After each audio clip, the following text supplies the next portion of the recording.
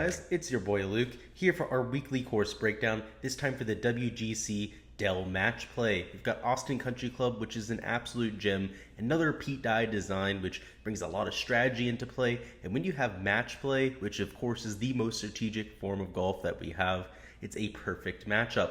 Last week at the Valspar was a ton of fun. I was there for the weekend on Saturday and Sunday. Of course, we had the playoff at the end. I was there for that. That was a lot of fun to see in person. And of course, just a lot of good name high-end players that ended up being in the running. So it was a lot of fun to be there. We made out pretty well on the fantasy side and of course on the bet side. I hit on Burns as winner. Same thing with Vegas for first round leader. That ended up getting chopped a few ways, but still a nice little chunk of change there as well. But now excited to move on to this week's match play, which is a very unique scenario, both with the venue, which I said before was a Pete Dye design, but more importantly, with the format for this week. We have match play, we have a playoff bracket, round robin seeding for the group stage, and of course, a lot of golf to be played for the guys that make it through. It will be 5 rounds for anybody that makes it to that championship round. So buckle up. We have a lot of golf in store for this week. It'll be the early start on Wednesday, but here in this video, we're going to do a deep dive on the venue for this week. As usual with our course breakdowns, we're going to talk about the field and format for this week, which is especially so important for this week's event. We'll talk about the course details, a hole-by-hole analysis of Austin Country Club. We'll also talk about my key stats for analysis and my favorite comp courses from across the PGA Tour that I'll be using in my analysis for this week. So whether you're a seasoned golf bettor or somebody that's been playing golf DFS for quite some time, you're going to be prepared with everything you need to know for this weekend. If you're very new to golf, my goal is to make sure I give this to you in a digestible of enough format to go out there and utilize the data yourself. With that being said, let's go ahead and hop right on into it.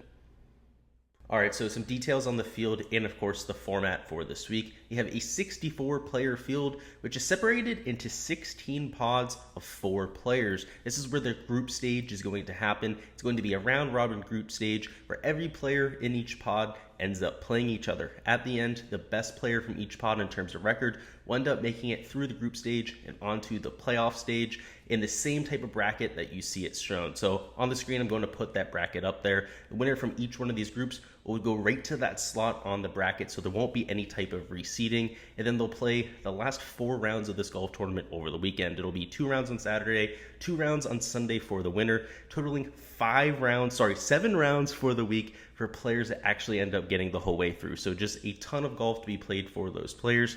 In terms of some of the notables, we have John Rahm, Morikawa, we have Victor Hovland, Patrick Cantlay, Scotty Scheffler coming in maybe as the hottest player in the world. JT might have something to say about that though, with all of his top 15s of late. It was in Schauffele. Bryson DeChambeau may be playing. I mean, as of right now, he's in the field. We'll have to see if that wrist holds up, the back injury as well. You have DJ Spieth in just a majority of the top 50 in the official World Golf Rankings. That's how you get into this golf tournament. It is a WGC event, so it is based on World Golf Rankings. So you have quite a few international players in the field as well. Maybe most notably, Richard Beland in the field, right? The old wily veteran ended up getting into the top 65 of the official World Golf Rankings, so that's why he sees himself in this field. For the format, like I said, it's round robin over the first 3 days. That'll be from Wednesday to Friday. Each player will play 1 match each day against 1 player in each group. And then at the end, if playoffs are necessary to break ties, they'll go ahead and do so. Then the playoffs will start on Saturday. You have the round of 16, the Elite 8 on Saturday, and then the Final 4 in the championship matchup on Sunday. I believe there's also a consolation match, so those that make it into the top 4 are especially important. And if you want to win a large field tournament, you have to have all of your 4 players in the Final 4. Of course, those extra rounds are just money when it comes to fantasy points, because the scoring for this week is dependent on holes won, but also holes not played. When you play a match and let's say you won 5-4, up 5 with 4 holes to go, not only get credit for all of the wins up to that point in the match, but also credit for the 4 holes remaining. So that's something that becomes a huge factor, and you definitely want guys to have as many holes remaining as humanly possible. Again, ideally all 7 rounds in the book. You won't be able to do that for all 6 players in your pool. Probably not likely to even do it for all 4 players in one lineup, even if you want 50 max, but if you go ahead and do so, you could very well take the whole thing down. Let's take a look at the past champions. We had Billy Horschel win last year over Scotty Scheffler. 2019, so no 2020 because of COVID. We had Kevin Kisner win over Matt Kuchar. In 2018, Kisner was the one in second place, losing to Bubba Watson. We had DJ over Rahm the year before that. Jason Day over King Louis the year before that. And lastly, Rory McIlroy winning over Gary Woodland. The one key consistency between all of these players, first off, is approach play, all very immaculate in that category, but also just top tier players, right? You don't have anyone on that list that makes you raise your eyebrows. They're all established players, people that are frankly superstars in their own right, maybe except for Kuchar, maybe except for Kevin Kisner, but very much so household names that every golf fan pretty much in the world would know of. So those are the type of guys that you see end up winning this event. Now, getting through the group stage, that's a completely different story. Last year, only one number one seed in each pool ended up getting through to the round of 16. It was mostly all 3, 4, even number 2 seeds that ended up getting through. In fact, the lowest ranked player in each group ended up getting through, I believe it was 7 or 8 at the time. So I mean, just ridiculous. I mean, a lot of the guys down low had a ton of success last year. So while the winner ends up usually being somebody that's an immaculate winner, not always through the group stage are you going to have that type of advantage. All right, now for some course details. We have Austin Country Club, of course, situated just outside of Austin, Texas. A Pete Dye design, a par 71, at least for the match play, but typically a par 72 for the members. The one change is hole number 8. It changed from a par 5 to a par 4, making it one of the more difficult holes on the golf course because it is almost 500 yards, 498 yards. So it is a hole that you could potentially end up winning this week with a par. If we take a look at the scorecard yardage, it is on the shorter side at just 7,108 yards. So that super long par 4 is perhaps the one anomaly on this golf course because there's plenty of par 5s that are reachable in 2. Most of the par 4s are in that 430 to 460 yard range, making them a driver and wedge for most of these players. So even though you do have that one beast of a hole, most of them are extremely gettable, meaning that a ton of birdies are going to be out there, which is something that isn't always the case at a Pete Dye design. I mean, Kiowa Island, the Sawgrass Stadium course, even over there at PGA West for the Amex, you have courses that have quite a bit of teeth to them. And while this course certainly has a lot of strategy in play, a lot of front off areas, I mean, number 2 comes into mind where you have that rock wall down the left, a hugely undulated fairway from right to left, and even perfect drives can end up in the penalty area. It's certainly devilish at times. So this is a little bit of a more tempered Pete Dye design, maybe not as crazy or wild as some of the designs we've seen over the last month or so, but in either case, it still has a lot of those characteristics that we like looking for. So when we go hole by hole, I'll be able to highlight some of those architect details to you, but a lot of them have to deal with the angle that you take off the tee, and that's really something that you see at all Pete Dye designs. The more aggressive you are off the tee, the easier your approach shot is, and vice versa, right? The safer you are off the tee, the harder your second shot is, or the more danger that you bring into play with your second shot. And that is, of course, the same case here with this golf course. So guys that have had success at Pete Dye designs over the years are going to be players that I'm looking at. We've seen Siwoo Kim really comes to mind. He's had a ton of success at these type of golf courses. A few other players, Patrick Cantlay, Russell Knox has a lot of success at these golf courses, and pretty much anybody that's gaining over 3/4 of a stroke per round on Pete Dye designs is going to be somebody that I consider a specialist for this week.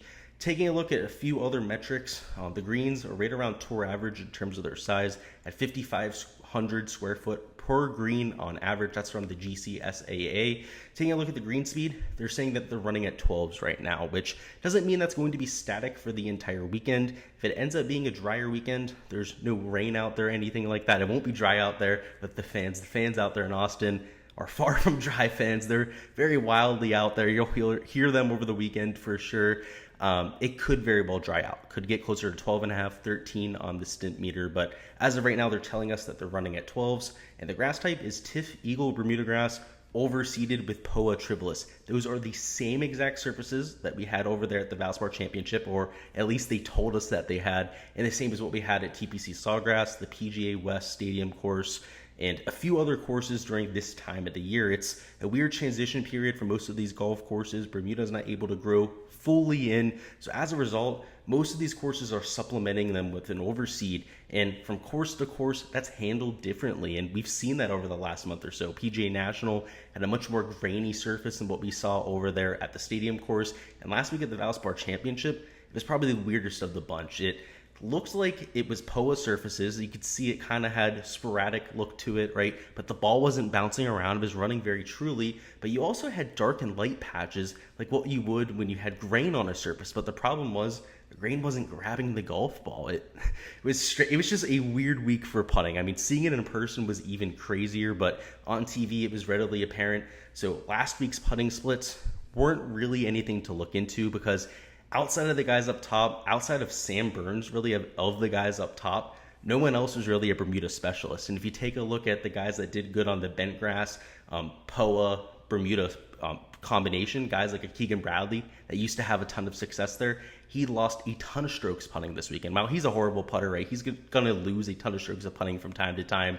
It was a really hard one to gauge. And over here at Austin Country Club, it's the same exact story. So when I'm taking a look at putting this week, I'm mostly just going to be looking at shots gained putting total, just the best putters over the years. It's hard to really narrow down what the surface is going to look like unless we get a direct word from the superintendent. And until I get a pass to actually get on these golf courses, ask them myself, I'm not going to be able to give you that information. So we're also going to take a look at some of the courses that have the same overseed situation. The only issue comes to sample size. When we're trying to take a look at these type of surfaces, they're only at a handful of golf courses on the PGA Tour rotation, and also only right around this time of year. And a lot of these events were moved up earlier in the year to be in this type of situation, right? Typically they were in around July, maybe even June for some of these golf tournaments, which means that the Bermuda grass would be grown in fully. You won't have to deal with an overseed. But over maybe the last 3 or 4 years, when a lot of these events have been moved up, that is a new situation that they've been dealing with. So in terms of sample size, it's kind of limited, which is why looking into that is a little bit difficult. And why I'll be focusing mostly on just shots gained putting total for this week. The fairways are right about tour average in size, right around 35 yards across for most of your landing spots. If you take a look at the grass type, it is a Bermuda Zoysia mixed, overseeded with perennial ryegrass and fescue. So a bunch of different grass types mixed into one. Just overall, probably what we're used to seeing down here in the south in terms of the rough. Perhaps maybe a little bit more lush because they have overseeded it with both ryegrass and fescue grass. And with the length, it's 2.5 to 3 inches long. So the rough is going to be a little bit longer. Of course, they try to do that for some of these top tier events. The fairway is going to be pristine though, so because they do have the Zoysia mix in there, players rave about how they love hitting off Zoysia, especially out of the rough. It can be a little bit penal, right? You see that over there on the West Coast from time to time. So maybe a little bit weird that they're having this mixture over here in the Midwest, but at the same time, it does make hitting out of the rough a little bit harder, but hitting out of the fairway a little bit easier. So the emphasis on driving accuracy is always something to you look at a golf course that's a Pete Dye design. I mean, setting up those angles into greens is absolutely vital, but even more so when you have this type of rough mixture. The elevation change is a huge deal at this golf course as well. We have over 52 meters of total elevation change throughout the property. Hole number 2 comes to mind. You're looking at least 20 yards of elevation change there. There's a par 5 on the back 9 where I believe it's 40, maybe even 45 meters of elevation change. That's where a majority of that total change happens. And you can hit drives at the hole of 350, even 400 yards. Somebody like Bryson DeChambeau, if he goes out at full tilt. So that'll be fun to see. In terms of weather impacts, we do have the usual Texas weather. Down there in Florida, it can be a little bit more unpredictable, but in Texas, we get some pretty crazy winds. So we'll have to keep an eye on that come the end of the week. But as per usual with weather, something that we can talk about with a little bit more confidence come Wednesday, rather than trying to speculate, or I guess this week on Tuesday night, rather than trying to speculate on Monday night. Alright guys, on the screen you can see the Pro Visualizer tool, what we used to go hole by hole and break these courses down. Now, I'm going to try and do this a little bit quicker this time around. I know it's been a little bit drawn out there in the past, but for hole number 1, you're looking at the most straightforward hole at the golf course. You have tree-lined fairway on the left and the right. It's about 400 yards, so get the ball out there with an accurate tee shot, and you're going to have a wedge into this green. It's a birdie opportunity. A lot of times birdie will end up pushing this hole, but get a little bit offline, and it's very easy to double or even triple bogey this hole. I mean, these woods over here are extremely penal. Trying to hit shots up to the green out of them is almost just impossible. So you got to keep the ball in play off the tee. The accurate drivers of the golf ball typically are able to take advantage of hole number 1. Hole number 2 is a little bit less straightforward. I talked about it a little bit earlier. It has a crazy fairway because it's got a ton of cantering to it. It has a ton of undulation from right to left. You can sort of see that on here on the screen. And it's got this rock wall down here, which can make shots into the green impossible. You can be wedged up against it, or of course go over the rock wall and end up down there in the ravine. So driving accuracy is a key theme of what you see here on hole 1 and hole number 2. But if you put yourself in play, you're going to be dealing with an extremely easy shot into the green. I mean, laying back, you can easily get it out here to 300 yards with a 3-wood. But if you hit it out there with a driver, land it maybe just past the bunker over here and let it canter into the fairway, you could have very easily 70, 80 yards into this green, maybe even less. So the more aggressive you are, the easier this hole is, but you better make sure you get it in play. Much like hole number 1, if you don't, you're going to be losing that hole. Hole number 3 is where you don't see as much emphasis on driving accuracy. You can more bomb and gouge this type of hole. This fairway bunker on the left is completely out of play for these guys that hit it out there 300 yards. It's more this rock wall to the left and, of course, this natural area to the right that come in play. So you will see some players laying up here because even if they hit it out here just 290 yards, you're still dealing with a pitching wedge at most for these pros into the green, and also a hole that you're looking to make birdie on. So over these first 3 holes, you could realistically birdie 2 out of the first 3 and only be up 1, maybe even pushing with your opponent by the end of it. So you got to be aggressive. You got to be dialed in early. Hole number 4 is a relatively straightforward par 3, just 180 yards, a couple bunkers in play, but nothing really to speak of there. Hole number 5 is a little bit more strategic. Some of the longer hitters, depending on the wind direction, a lot of times it is going downwind here at hole number 5, could reach the screen. A lot of times they'll use the up tee over here, which makes it closer to 350 yards. And in the past, there has been a time where they've used a tee up over here where it's closer to 330 yards, making it completely drivable for pretty much every player in the field. So something that we'll have to keep an eye out for. There's also a few other drivable holes at this golf course. Hole number 6 is a long par 5. A lot of times they're playing this tee up here though, so it's closer to 560 yards, making it reachable for every player in the field, which seems to be by design. The field staff doesn't want this to be a bomb and gouge type of golf course. They want every player to have a chance. So by cutting off some of these par 5s 20 to 30 yards shorter, it gives those shorter hitters a more realistic chance to take advantage of them, making it a birdie hole for pretty much every player in the field.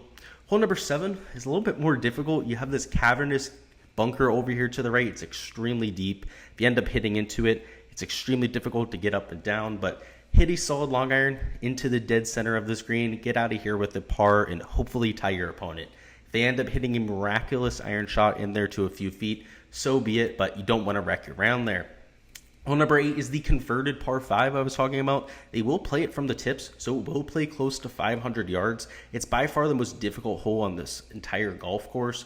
Again, anytime you have a converted par 5 into a par 4, it's going to be a little bit of a monster. In terms of the fairway bunkers and the green itself, it's one of the less undulated greens on the golf course. It's also massive, kind of shaped like a catcher's mitt, undulated from the sides in. So if you hit the ball into the green, it should hold the surface. So at least has that going for it for the players. So it will be difficult, but a lot of times par could win that hole, or at the very most end up pushing. You're not going to see many birdies there at hole number 8. Hole number 9 is a 476-yard par 4. It's a dogleg to the right. You have to hit an approach shot over the ravine into this green, which is a little bit difficult. As you can see, you got quite a bit of carry involved there. You got the rock wall over there to the right. So if you end up mishitting it short, you're most certainly losing this hole. And you're going to see that happen a few times over this event. Now for the back 9, so we were more on the wooded area of this golf course. It's up on the hill. Now we're going to be heading to the back 9, which is down near the lake. It brings in the drivable par 4 over the lake. There's a few tee boxes that are stranded over there in the middle of the lake. It's the more scenic of the two 9s for sure. It's a dogleg left here for hole number 10 though, around 400 yards. The more aggressive you are, the more and more you try and bite off this corner, the easier your approach shot is going to be. And you will even see some players end up way over here to the left near the next tee box. Of course, when you're taking that much club out, you're trying to cut off that much of this hole. You could potentially even drive this hole. You can see it's 394 yards, but on a direct line to the green, it plays 355 yards. So it plays much differently playing it on that type of line. So guys like a Bryson DeChambeau might actually go ahead and go for it. Hole number 11, 195-yard par 3, got water in front. Again, the par 3s here are pretty straightforward. They're nothing crazy, especially compared to some of these par 4s and par 5s, just from this strategy standpoint. Here's the par 5 that I was talking about. It's 576 yards, but it is way, way downhill. I mean, you're talking 30, 40 feet at the very least just to get down here to this patch here, and just another huge decline down there to the fairway. So you can see as of right here, it's set at a 285-yard drive. But these guys are going to go absolutely blast away, try and hit down here past some of these bunkers on the right. And you're going to see some tee shots that land the whole way out where I have this target, which you can see is out there 412 yards easily. You actually saw some people getting close to the water up here on the left, which left at most a pitching wedge into the green here on the par 5. So you're going to see plenty of eagles there at hole number 12. Hole 13 is the drivable par 4 I was talking about. No matter where they put the tees, it is drivable. They will use the up tee up here for the last round. That's typically what we see for Friday, that is, for this golf tournament. And that makes it a drivable with a 3 wood. So you're going to see some guys hit 3 woods onto the green. Majority of the field will be laying up over here to the right. Jordan Spieth was way over here every single day. He was trying to go for the green, but he would always bail out, end up near this green over here to the right. But one of the more entertaining holes to watch for sure. Hole 14 is a straightforward par 4. I mean, you do have the lake down the left, so a little bit intimidating off the tee, but a ton of room over to the right to bail out. Really just a straightforward hole, not that much to say about it. Hole 15 is very similar. You have the bunkering down the right, very straightforward hole. So from a design standpoint, it's a little bit of a letdown after the drivable holes on 10 and 11, some of the par 5s that were brought into play. But just really, this is where the heat of the battle starts, where you start to get down to the nitty-gritty when it comes down to the match play format. So that starts to become the aim of the show, the entertainment, not necessarily so much the course. Hole 16 is a reachable par 5, so hit a good drive out there around 300 yards. You are left with a reasonable shot into the green. It doesn't have a ton of bunkering in front of it. You can run balls up to the front of the screen onto the green as well. So definitely a hole that you could see some eagles at. Hole 17 is by far the easiest par 3. It's only 150 yards, so pitching wedge for these guys. And hole 18 is another par 4. It's actually pretty straightforward. So again, they could have very easily have flipped the 9s here, have used number 9 as hole number 18 because of that forced carry over the hazard area. But still a cool looking hole. You got the wooded area on the left and the right, some bunkers out there that could cause some havoc. An undulated green, relatively good seating area, so perhaps that's why this is the 18th hole. Pete Dye, imagine there being crowds here and whatnot, but all comes down to hole 18. You saw it plenty of times last year, ton of close matches, so this hole definitely something that you're going to want to keep an eye on. All right, now that we've seen how this course will play hole by hole, let's talk about some of my key stats for analysis this week. And number 1, we're going to have shots gained putting. And a lot of this comes down to format. When you have match play, putting is the great equalizer. You're going to have holes where you seem like you're completely out of it. You get it there to that 8 to 10 foot range for par. Then you sink that par to absolutely stab your partner in the back, and they go out there and miss that 6-footer for birdie. It's going to happen over and over again. That's how Ian Poulter, Kevin Kisner end up playing so well in these formats. So that's why it's my number 1 key stat this week. That is rare for the channel. A lot of times it's one of those ball striking statistics that we're looking at, whether it's an off the tee statistic, whether it's course shots gained approach, which is always going to be in the top 3 here. But this week it is shots gained putting.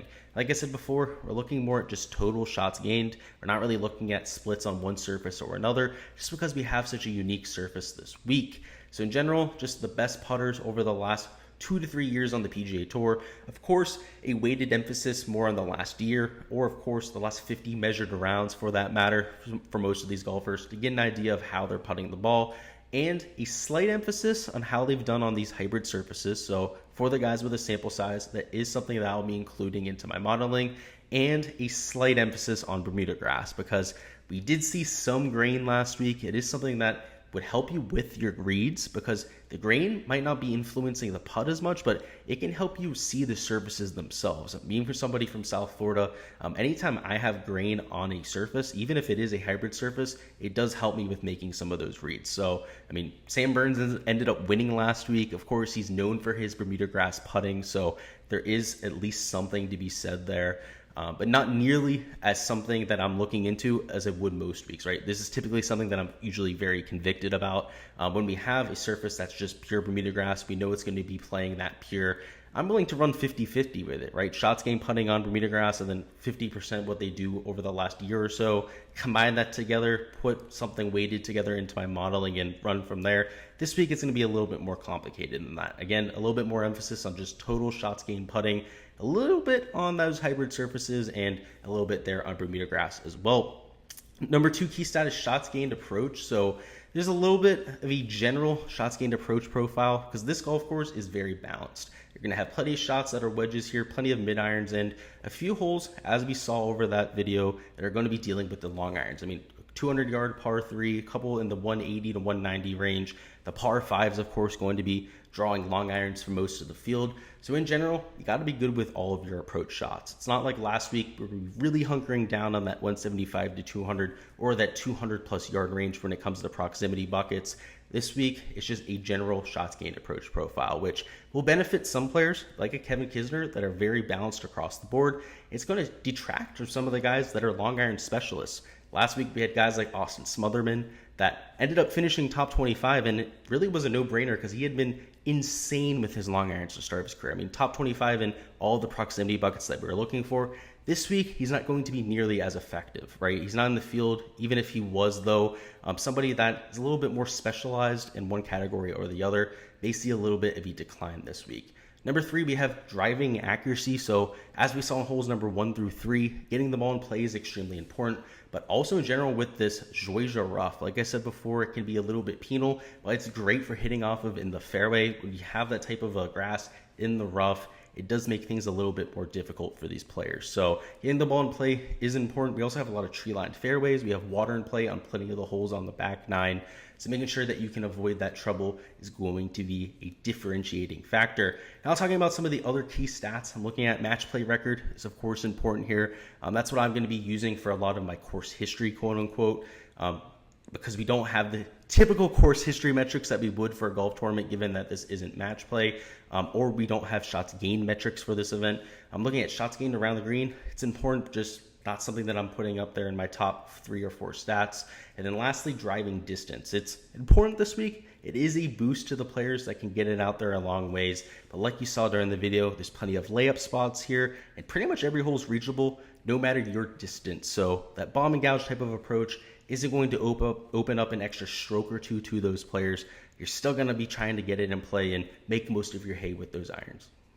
And now for our comp courses this week. At number 1, we have Harbortown Golf Links, the home of the RBC Heritage over there in Hilton Head. We do have a relatively short golf course. It's also a Pete Dye design, and it's more straightforward Pete Dye design. A lot of his courses tend to be a little bit more on the wild side, like the Sawgrass Stadium course, the PGA Amex course, the stadium course over there. All of them have a lot of water in play, just a lot of flashy shots, a lot of picturesque viewscapes, that kind of thing. This is more of a woodland type of golf course. You know, you got the tree-lined fairways, you got to keep the ball in play, you got the undulation to the greens. They're relatively hard greens to putt. That's the same type of story that we have with Harbortown. So a course that I'm looking for with comps, in terms of champions there, we have a lot of champions that have also had success at this golf course.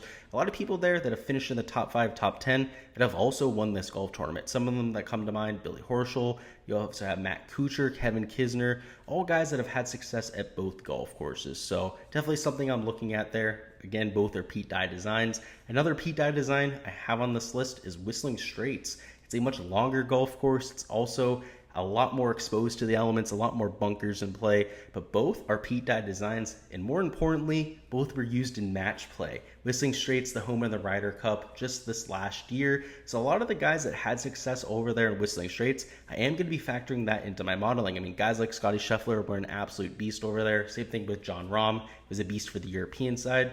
DJ, also an extremely effective player when it came to the match play aspect. So those kind of guys that had success over there also going to be a little bit of a factor in my modeling. And lastly, we have Memorial Park Golf Course. It is a Texas golf course where they play over there for the Houston Texas Open, have for the last few years. It's a difficult golf course, which again, it's not designed by Pete Dye, but it's a difficult track. It's got that Texas wind in play, very similar grass types across the board for both of those venues. So overall, it's something I am using as a comp, a lot from the putting side. Both of these venues just have a ton of undulation to them, and you don't necessarily expect that in Texas, right? It's flat for the most part, but both of these venues have a ton of undulation to them, which is really one of their key characteristics. So in general, Harbortown, Whistling Straits, and Memorial Park, all courses that I expect to be very correlated to success this week and going to be an aspect of my modeling. That is all I've got for this course breakdown video. Before we go on and get out of here, make sure you let me know down in the comments